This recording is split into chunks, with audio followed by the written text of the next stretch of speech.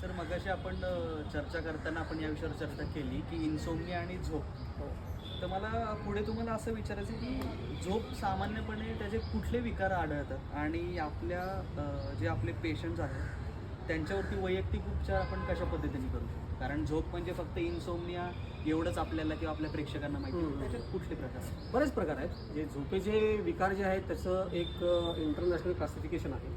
त्याच्यानुसार एकूण प्रमुख 7 प्रकार आढळतात झोपेचे विकारांचे. त्यात एक प्रकार तुम्ही म्हटलं तर निद्रानाश, त्याला इन्सोम्निया म्हणतात. बरोबर. त्याच्याबरोबर विरुद्ध असतो त्याला हायपरसोम्निया म्हणतात. त्याच्यामध्ये झोप सारखी येते, दिवसा पण झोप येते, त्याला हायपरसोम्निया म्हणतात. तिसरा विकार आपल्या सगळ्यांना माहिती आहे, त्याला घोरणं म्हणतात.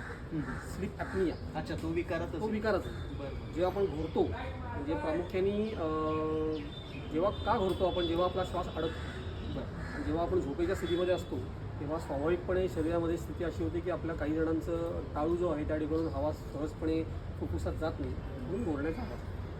तर जास्तीत जास्त आपल्या समाजामध्ये इन्सोम्निया, निद्रानाश, त्यानंतर स्लीप ॲपनिया म्हणजे घोरणे, त्यानंतर तिसरा आढळतो तो म्हणजे प्रामुख्याने स्वप्न पडणे किंवा झोपेमध्ये काहीतरी वाईट स्वप्न पडल्यानंतर आपण जागे होतो, दचकून जागे होतो, तो एक प्रकार. त्याला आपण पॅरासोम्निया म्हणतो. बरं. पॅरासोम्नियामध्ये तुम्ही चालणे, बोलणे, हलणे रात्री झोपेमध्ये सगळं आपल्याला कळतच नाही आपण हे करतो. हा तिसरा प्रकार आहे.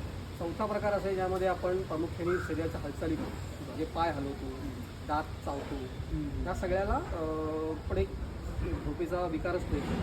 आणि शेवटचा विकार आहे त्याच्यामध्ये आपली झोपेची वेळ सारखी बदलते. त्याला सर्कॅडियन रिदम स्लीप डिसऑर्डर म्हणतात. मग एकदा आपण 5ला झोपतो, एकदा 6ला झोपतो, एकदा 9ला झोपतो, अशा पद्धतीने पण बदलू शकतो. तर सगळ्यात 2 मोठे आढळतात ते म्हणजे इन्सोम्निया आणि ॲपनिया. म्हणजे अशा पद्धतीचे झोपेचे विकार जे काय आपल्या प्रेक्षकांना आणि मलाही आज पहिल्यांदा याच्याबद्दल म्हणजे कळालं की अशा पद्धतीचे असतात.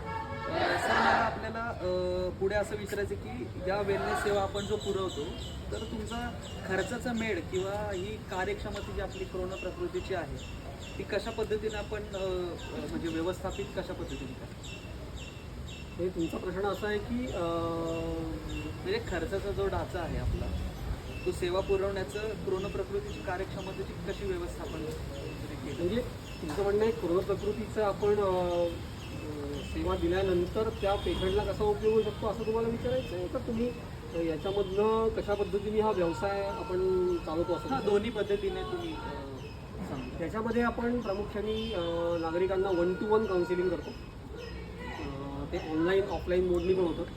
आता कोविडनंतर आपल्या सगळ्यांना माहिती आहे की आपण ऑनलाईन पण गोष्टी सगळीकडे करू शकतो. त्यानुसार वैयक्तिक पण पेशंट माझ्याकडे येतात, त्यांना मी काही गायडन्स देतो. त्याचबरोबर ग्रुप काउन्सिलिंग पण होतं.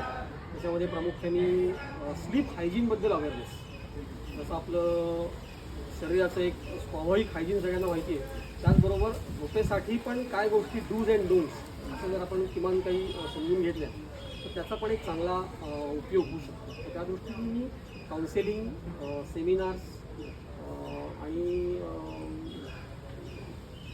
काय म्हणतात त्याला वर्कशॉप्स अशा पद्धतीने मी ह्या सगळ्या गोष्टी घेतो. आता आपण थोडं सर मार्केटिंग संदर्भातले मला थोडे काही म्हणजे प्रश्न विचारायचे आपल्या प्रेक्षकांसाठी की तुम्ही ह्या ज्या उपचार पद्धती किंवा जी सेवा पुरवता त्यामध्ये कन्सल्टन्सीसाठी मार्केटिंग करताना तुम्हाला अशी कुठली स्ट्रॅटर्जी किंवा रणनीती अशी वाटते की ती जास्त प्रभावी तुमच्या क्रोनो प्रकृती या स्टार्टअप यांच्यासाठी पडली असू शकते? हा मुद्दा अगदी बरोबर आहे. आम्हाला म्हणजे अशी प्रामुख्याने अडचण अशी झाली की हा शब्दच किंवा ह्याबद्दलची माहितीच नसल्यामुळे सुरुवातीला आम्हाला सोशल मीडियाचा उपयोग करावा लागला, तो म्हणजे अवेअरनेस. त्यानंतर मग आम्हाला प्रत्यक्ष काहीतरी सर्व्हिस मिळेल, पण ह्याबद्दल लोकांमध्ये अवेअरनेस व्हावा म्हणून मग आम्ही आता जे काही उपलब्ध साधनं आहेत, मग त्यामध्ये आमचं फेसबुक पेज आहे, आमचं इंस्टाग्राम पेज आहे, त्यानंतर आमचा लिंक्डइन पेज आहे, यूट्यूब चॅनल आहे, या सगळ्या माध्यमातून या विषयाचा अवेअरनेस आम्ही करतो. आणि मग काही महिन्यातनं 2 महिन्यातनं एकदा काही फ्री वेबिनार्स ठेवतो. आणि कॉर्पोरेट HR माध्यमातून सुद्धा त्यांच्या एम्प्लॉईजना त्यांचं कशा पद्धतीने आपण त्यांची परफॉर्मन्स ऑप्टिमायझेशन होऊ शकतो तर त्या पद्धती पण त्यांना गायडन्स देतो. तर असा आम्ही काही प्रमाणामध्ये आत्ता यशस्वी झालो आहोत. पण अजून बऱ्याच प्रमाणामध्ये समाजामध्ये याबद्दलचा जागरूकता येण्याची गरज आहे. म्हणजे कृण प्रकृती मुख्यत्वे करून वैयक्तिक स्वरूपात सुद्धा आपण सेवा पुरवता किंवा उपचार पद्धतीच्या काय लाईफस्टाईलच्या संदर्भातल्या पुरवता आणि त्याच्याबरोबर आता तुम्ही कॉर्पोरेट क्षेत्रात पण म्हणजे हे केलेलं आहे प्रयत्न करतो. तिथे सेमिनार आणि वर्कशॉप सुद्धा तुम्ही म्हणजे सेवा पुरवता.